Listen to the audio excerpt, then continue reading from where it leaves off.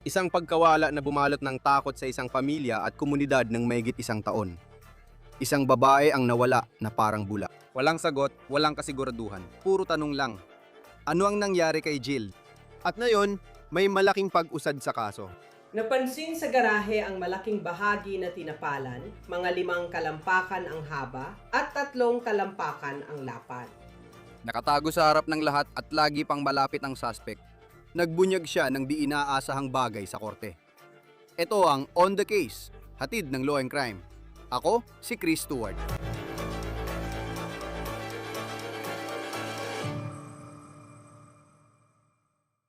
Uy mga kaibigan, sandali lang. Gusto kong sabihin sa inyo ang tungkol sa app na ito na makakatulong sa inyo ng malaki.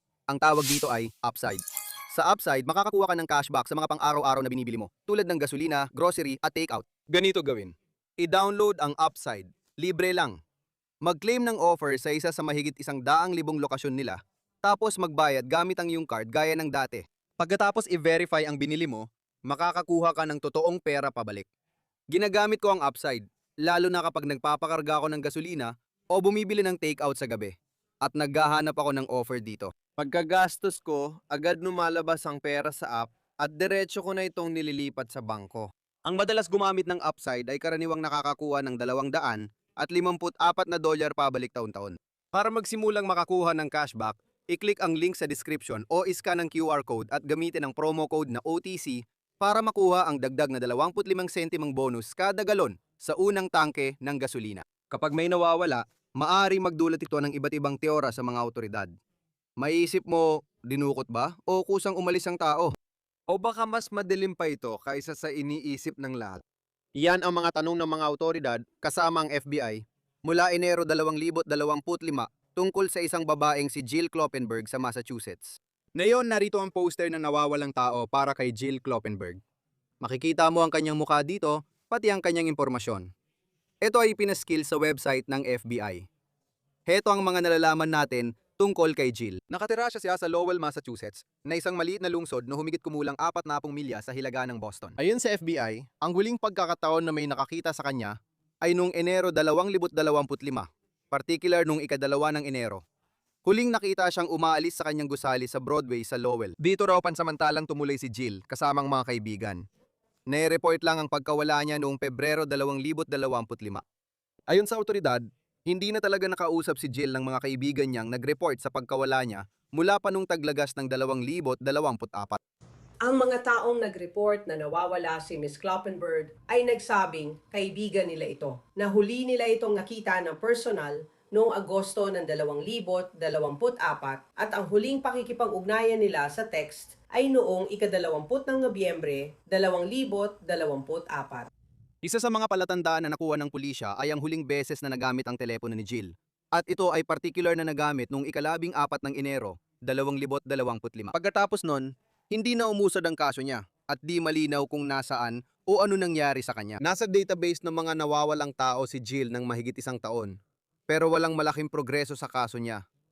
Paano na lang biglang nawawala ang isang taong tulad niya? Mukhang nasagot ang tanong na yan noong 2026 partikular na yung buwan, noong ika-10 ng Marso. Ayon sa mga awtoridad, nalutas ang kaso matapos makatanggap ng tip ang pulisya mga kalahating oras hilaga ng Lowell sa Nashua, New Hampshire. Gayunpaman, noong ika-10 ng Marso 2026 nakatanggap ng tawag ang pulisya ng Nashua, New Hampshire na may impormasyon tungkol sa posibleng pagpatay. Nakipag-ugnayan sila sa taong tumawag sa kanila na nagpaliwanag na mayroon siyang kaibigan.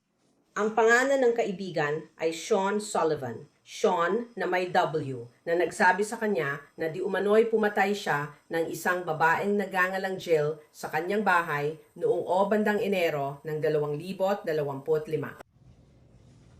Dagdag pa raw na sinabi ni Sean na binaril niya ito at pagkatapos ay inilibing sa ilalim ng sahig ng garahe sa bahay sa Audrey Avenue, Tingsboro, kung saan siya nakatira. Ang lihim tungkol sa maaring nangyari kay Jill ay tila hindi lihim sa taong di umano'y responsabale. At ang pangalan ng lalaking yon ay Sean Sullivan. 40 taong gulang siya at nasa Facebook. Nakakatawa, nilista pa niyang major siya sa criminal justice sa Worcester State. Hinanap namin si Sean sa Facebook. Tiningnan ng mutual friends at nakita naming konektado siya kay Jill Kloppenberg. Ngayon, ayon sa tip mula sa New Hampshire, sinabi raw ni Sean Sullivan sa nagbigay ng tip na di umano'y pumatay siya ng isang babaeng nagngangalang Jill. Bukod pa rito, sinasabing inilibing ang katawan niya sa ilalim ng garahe ng bahay ni Sean sa Tyngsboro, Massachusetts, mga 5 milya mula sa gusaling huling nakita si Jill noong Enero 2025. Sa puntong ito, hindi pa malinaw kung ano ang tono ng di umano'y pag-amin na yon. Si Sean Sullivan ba ito na nagyayabang sa kaibigan? Nagkukunwaring matapang at sinasabing nakapatay at naglibing ng katawan? O ito ba ay pagkakataon kung saan di umano'y inamin ni Sean Sullivan sa kaibigan, nagtiwala sa akala niyang mapagkakatiwalaan dahil hindi niya kinaya ang bigat ng konsensya sa lagdaang taon sa di umano'y ginawa niya? Hindi pa malinaw yan ngayon, pero malinaw ang sinabi ng pulis tungkol sa natagpuan nila sa loob ng kanyang bahay, partikular na sa ilalim ng kanyang garahe.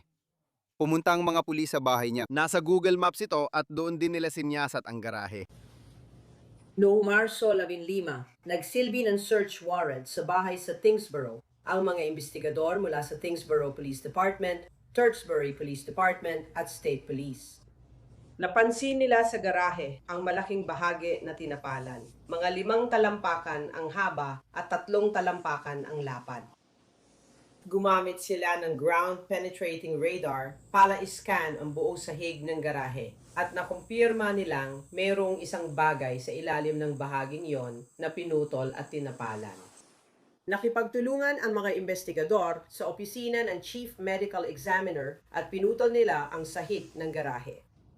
At nakuha nila ang isang plastic na bag na naglalaman ng mga labi ng tao ayon sa pagkumpirma ng opisina ng medical examiner. Natuklasan ng pulisya sa New Hampshire na nasa database ang nawawalang si Jill Kloppenberg at kinumpirma nilang kilala siya ni Sean Sullivan.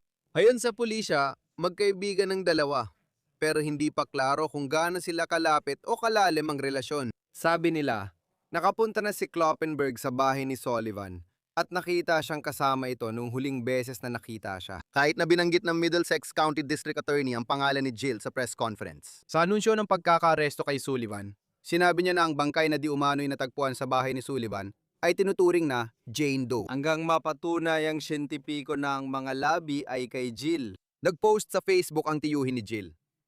Kagabi, may pumaradang kotse ng pulis sa aming driveway at may pulis na kumatok sa aking pinto, humiling pumasok at binanggit ang pangalan ng aking pamangkin. Ipinabatid niya ang pagkamatay at binigay ang pangalan ng detective na tatawagan. Natagpuan ang labi ng pamangkin ko sa gubat sa Massachusetts. Sinabi nila na 100% tiyak na sa kanya ang mga labi. Pero kailangang kumpirmahin pa sa DNA at mag-autopsy para malaman ang sanhi na pagkamatay. 14 na buwan na siyang nawawala at malamang ay nandoon lang siya sa buong panahon na yon. Isa siyang ligaw na kaluluwa at baka sa wakas ay matahimik na siya ngayon. Nagkaroon siya ng problema sa droga at sa pagpili ng mararahas na lalaki. Ngayon, kahit di kami masyadong malapit, minsan nauhuli ko ang sarili kong halos maiyak sa pagkawala niya at sa mga pwedeng mangyari pa. Magkakaroon ng sagot. Ito ang mga kasong inaharap ni Sullivan. Si Sean Sullivan, 40 taong gulang mula Tyngsboro, ay kinasuhan na at haharap pa sa dagdag na kaso kabilang ang pagpatay. Ilalagay muna sa pangalan ni Jane Doe ang kasong pagpatay dahil hindi pa kumpirmado ang pagkakakilanlan ng mga natanpuang labi sa garahe. Kakasuhan siya ng pananakit gamit ang mapanganib na sandata na nagdulot ng malubang pinsala at hindi tamang pagtatapon ng labi ng tao. Noong Martes, unang humarap si Sean Sullivan sa hukom ng Lowell District Court. Nakayuko siya at halatang malungkot at balisa sa karamihan ng oras. Halos buong pagdinig, hinarangan ng abogado niya ang kamera. Video ito mula sa Boston Fox 25. Isang nakakagulat na revelasyon sa pagdinig na ito ay hindi itinanggi ng abogado ni Sullivan na ang kanyang kliyente ang nagpaputok ng baril. Ngunit sinabi niya na dapat tungkol sa homicide at hindi murder ang kasong ito. Ipinahayag ng mga piskal na inamin ni Sullivan sa mga awtoridad na siya ang nagpaputok ng baril na pumatay kay Jill Kloppenberg.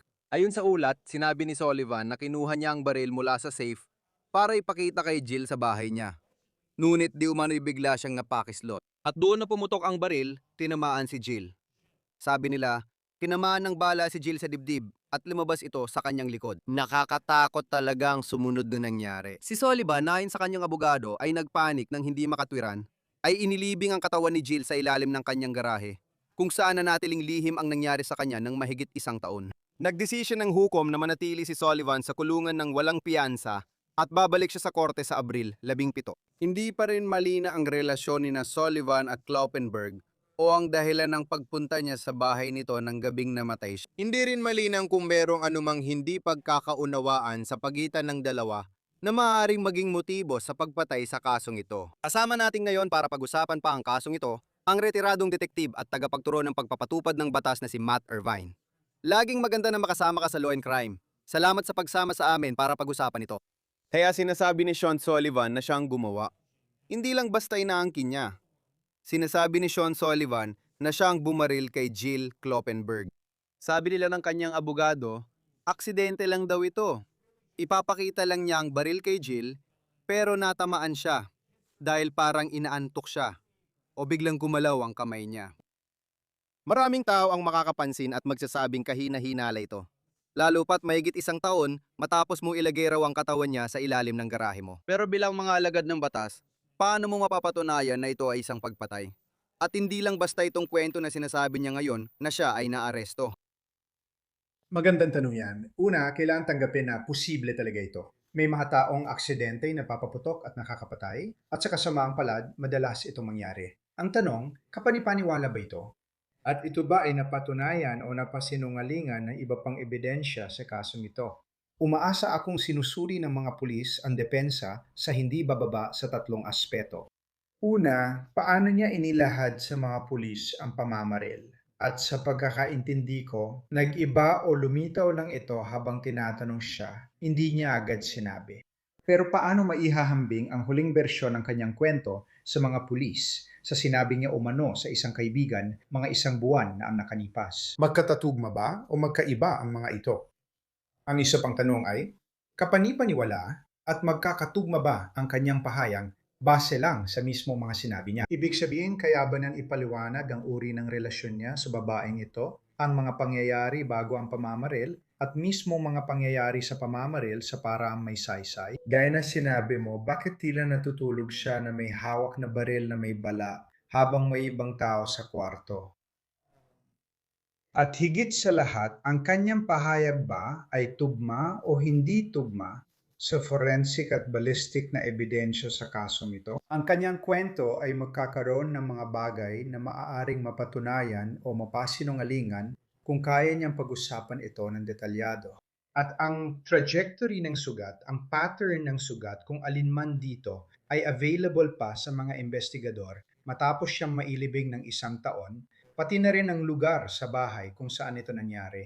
Maraming bagay na hahanapin mo na dapat ay naroon at tugma kung totoo ang kanyang kwento o kaya naman ay hindi magtutugma kung gawa-gawa lang niya ito. At ang panghuli, kadalasan kapag gumagawa ng kwento ang isang tao, hanggang una o pangalawang antas lang ang detalye ito napaplano. Kaya kung magandang pagtatanong, tuloy-tuloy at umaabot sa 3, 4 at 5 antas ng detalye at nagsisinungaling siya, kadalasan kapag nangyari yon, guguho ang mga kwento. Emotional na bumibigay ang mga tao dahil sa bigat ng iniisip at hindi na natutugma ang kwento. Kaya ang lahat ng ito ay mga paraan para makumpirma o mapasinuamalingan ang kwento niya. Dahil sa natanggap na tip, hindi ko alam kung may naganap na pakikipag-ugnayan ng pulisya ng Nashua, New Hampshire, sa taong umano'y pinagsabihan niya. Pero mukhang ito ay isang ibig kong sabihin, malinaw na ito ay isang napaka-kredibleng tip. Hindi lang dahil sinabi niyang may pinatay siyang taong ang pangalan ay Jill, kundi pati na rin na inilagay niya ang katawan nito sa ilalim ng kanyang garahe. Pagkatapos, nagsagawa sila ng paghahanap sa garahe at doon natagpuan ang katawan ni Jill Kloppenberg. Ano ang sinasabi niyan tungkol sa suspect na ito na maaaring nagtapat siya sa isang tao? Iniisip ko, baka dahil sa konsensya o gusto lang niyang magyabang sa kakilala niya at sabihing, ito ang ginawa ko sa taong yun. Ano ang ipinapahiwatig ng pagkakatotoo ng tip na yon tungkol kay Sean Sullivan? Hindi pa natin alam kung paano ang usapan nila ng kaibigan niya sa New Hampshire, kaya mahirap tukuyin ang motibo. Pero masasabi ko ng mas malawakan, karamihan sa mga tao ay may konsensya. Karamihan sa mga tao, kahit pa yung mga gumagawa ng masama, ay nababagabag din dahil dito. Nakakaramdam sila ng pagkakasala, hiya at pagsisisi. At ang bigat ng pagdadala ng ganitong lihim ay kadalasan napakabigat para sa maraming pinaghihinalaan. Kaya maraming pinaghihinalaan ang umaamin kapag maayos silang tinanong ng pulis. Kahit na hindi ito pabor sa kanila sa batas, nakakaramdam sila ng ginhawa kapag nagkakaroon sila ng pagkakataong mailabas ang kanilang dinadala sa isang tao na sa tingin nila ay nakikinig sa kanila sa paraang hindi mapanghusga at may malasakit. Maraming tao ang handang isuko ang kalayaan para lang mailabas ang kanilang dinadala sa taong tingin nila ay makakaunawa. Kapansin-pansin din, kahit na nagtapat siya sa kaibigan, nung dumating ang mga pulis, parang hindi naman siya naging tapat agad-agad. At inabot pa ng ilang pag-uusap bago niya inamin na oo, ito ang nangyari. At saka lang siya lumantad.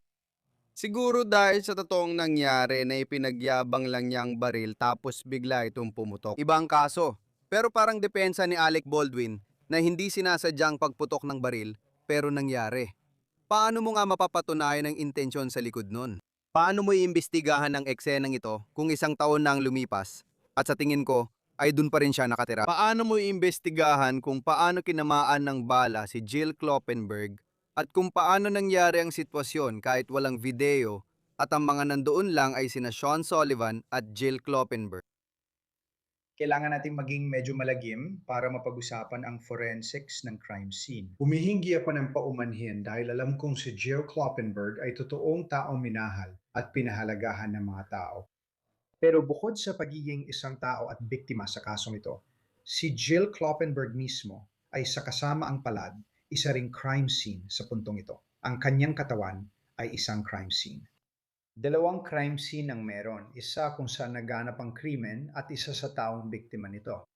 At sa kaso ni Jill Kloppenberg, may mga impormasyong sinasabi sa atin ng kanyang katawan, ng kanyang mga labi, tungkol sa direksyon ng bala na tumagos sa kanyang katawan at kung gaano kalapit nang iputok ang balang iyon. May mga particular na katanghian na makikita kapag pinaputok ang bala ng malapitan kaysa sa malayo. Ang anggulo ng pagpasok at sa kasong ito ng paglabas ng bala ay maaring tumugma sa sinabi ni Sean Sullivan kung nasaan si Jill kaugnay sa kanya at kung paano nakaposisyon ang kanilang mga katawan o hindi ito magtutugma na maaring pabulaanan ang kanyang kwento tungkol sa nangyari. Sa kasamaang palad sa kasong ito, mukhang may sugat ng paglabas ng bala. At kapag may sugat ng paglabas ng bala, kadalasan ay maraming dugo at ibang mga tissue na makikita sa pinangyarihan. At sa aking karanasan, karamihan sa mga tao, kung hindi sila eksperto sa crime scene, hindi nila masyado nalilinis na maayos ang kanilang mga kalat. Ang dugo ay maaring tumagos sa carpet, maari rin itong tumagos sa sahig. Kahit linisin mo na maigi ang ibabaw, kadalasan pag tinanggal mo ang mga tabla ng sahig o carpet, makakakita ka pa rin ng ebidensya. Dugo. At kung saan ang dugo na yon ay maaring tumugma sa sinasabi ni Sean Sullivan o kaya naman ay hindi ito tugma. Kaya titingnan mo ang lugar kung saan ito nangyari at titingnan mo rin ang taong nakaranas nito. Kahit isang taon na ang lumipas, umaasa pa rin ako may mahalagang ebidensya sa dalawang lugar na yon. Isa rin itong nakakakilabot na komento, pero ang malamang may exit wound. Naisip ko lang ang katawan na nandoon.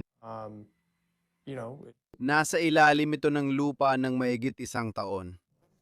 Ano ibig sabihin nito sa lakas ng ebidensya mula sa forensic na pananaw? Sa puntong ito, sapat na ang kondisyon ng mga labi para sa medical examiner o coroner na masabing may taong di umano'y binarel at may exit wound sa katawan. Oo, mahirap talagang malaman based sa mga ulat na inilalabas sa publiko kung ano ang kalagayan ng mga labi ni Ms. Kloppenberg na ito ay sinure. Pero, ang mga pangunahing bagay tulad ng entry at exit wound ay dapat pa rin makita kahit lumipas na ang ilang panahon. Depende pa rin sa kalagayan. Kaya talagang mahirap malaman, mukhang binalot siya sa isang uri ng plastic na maaring nakatulong para maprotektahan siya mula sa pagkabulok sa loob ng isang taon sa ilalim ng lupa. Mahirap malaman kung ano ang masasabi ng katawan niya ngayon. Inasahan ko na sa puntong ito, dapat nakikita na ang mga pangunahing bagay tulad ng trajectory. Naalala ko nung unang nai-report na nawawala siya, na nangyari nung Pebrero ng nakaraang taon. At pagkatapos ay nung Enero ang huling beses, ayon sa FBI na nakita siya. Sa tingin ko ay Enero 2 yun. Bumalik siya sa bahay na tinitirahan niya kasamang mga kaibigan sa isang apartment sa Lowell, Mass. At ito ay isang kaso na parang natinggal lang ng isang taon at halos walang masyadong lead. Paano ba sa simula ng mga ganitong kaso, kung saan naiisip ko rin ng pamilya at hindi nila alam ang nangyari sa kanya? Alam ko na sinabi ng tiyuin niya na may pinagdadaanan siya. At sigurado akong umaasa silang hindi ganito ang magiging kahihinatnan na pag-uusapan natin sa kasong ito. Kapag may ulat ng nawawalang tao at iniisip ang mga posibilidad, ano ang mga unang hakbang para malaman kung saan siya napunta? At paano nauwi sa punto na hahanapin mo si Jill Kloppenberg sa website ng FBI at makikita mo roon ang kanyang larawan? Kung may alam ka, tumawag ka lang. Kahit hindi mo alam kung may tip na darating mula New Hampshire. Mahirap talaga ang mga kaso ng nawawala.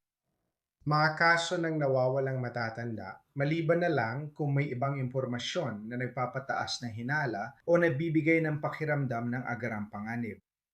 Karaniwan, talagang hindi masyadong iniimbestigahan ang mga ito. Dahil maraming matatanda na nawawala ay kusang loob na nawawala.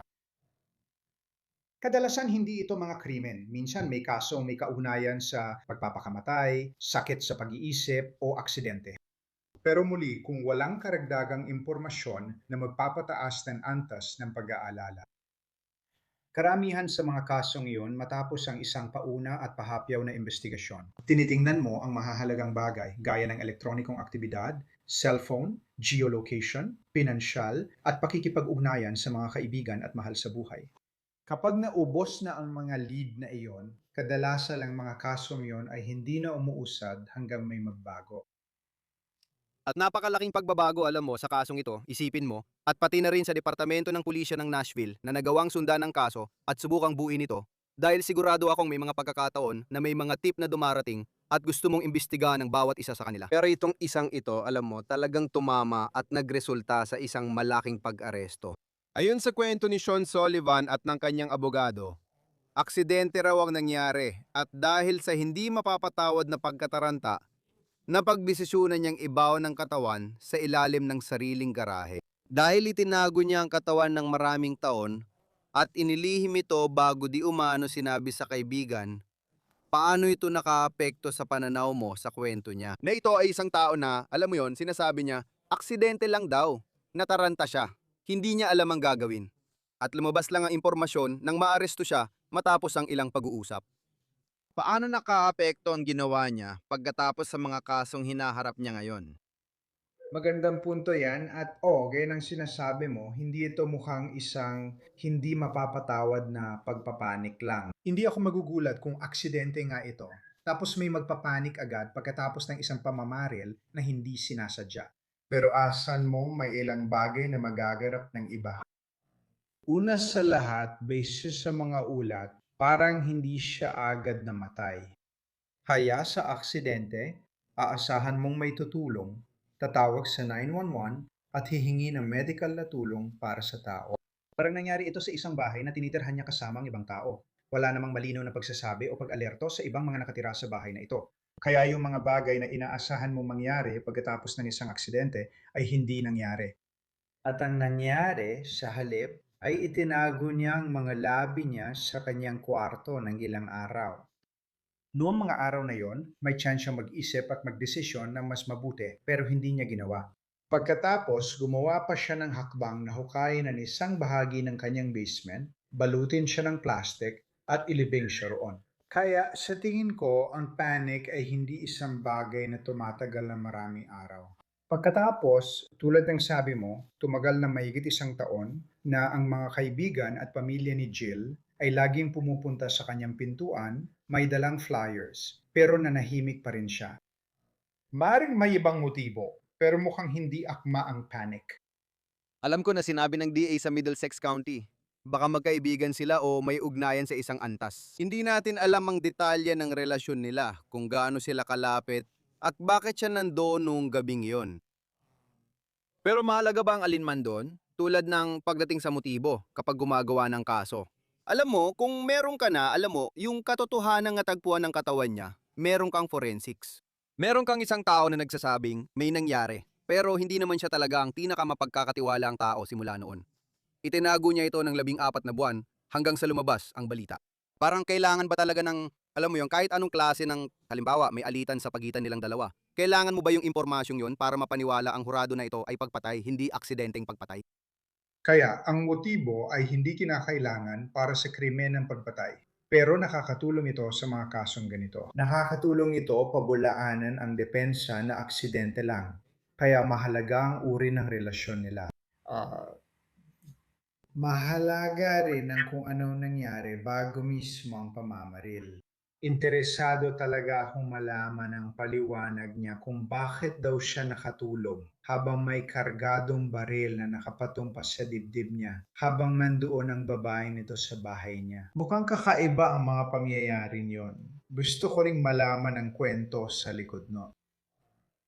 Gusto kong makausap ang mga nakakakilala sa kanila para malaman kung may hindi natutugunang pag-ibig, iwalayan, alitan, o tensyon na posible magpaliwanag sa karahasang ito. Gusto ko ring malaman sa kaso ni Sean Sullivan, anong kasaysayan niya pagdating sa domestic violence, karahasan sa kapareha, asal na marahas, o pananakot sa ibang tao.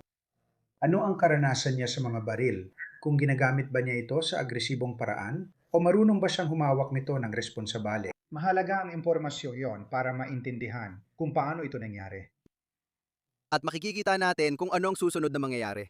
Ibig ko sabihin, syempre, naaawa ka talaga sa pamilya ni Jill Clafenberg, na sigurado akong umasa na uuwi siya balang araw at hindi ganito ang magiging katapusan. Pero sana ay makakuha sila ng kaunting kapanatagan sa kasong ito habang nagpapatuloy ang mga legal na proseso. Matt Irvine, retiradong detektiv, tagapagturo sa pagpapatupad ng batas. Laging maganda na makasama ka dito sa Law and Crime. Salamat sa pagtalakay ng kasong ito sa amin. Pinaahalagaan namin ito. Salamat, Chris Stewart. Mabalik si Sullivan sa korte sa Abril, 17 at tututukan pa rin namin ang kasong ito. Yan muna para sa episode ng On the Case ng Law and Crime. Mag-subscribe sa amin sa YouTube, Spotify, at panurin din ang episode sa Peacock. Ako si Chris Stewart. Kita tayo sa susunod.